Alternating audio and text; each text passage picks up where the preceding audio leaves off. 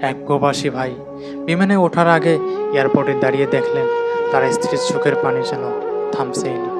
কান্না করতেছে যেন তার স্বামী বিদেশে না যায়।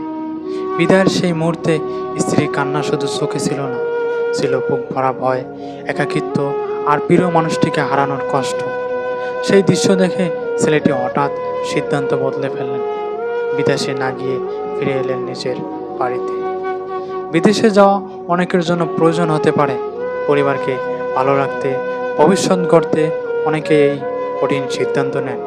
কিন্তু যদি নিজের দেশেই কোনো কাজ বা ব্যবসা করার সুযোগ থাকে, তাহলে প্রিয় মানুষদের পাশে থেকে জীবন চলাই অনেক ভালো।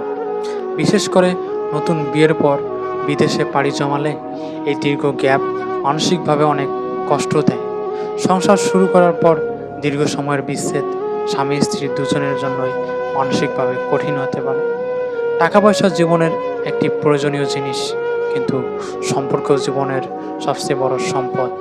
তাই এমন সিদ্ধান্ত নিন যাতে স্বপ্নও এগিয়ে যায় আর সম্পর্কও ভালো থাকে।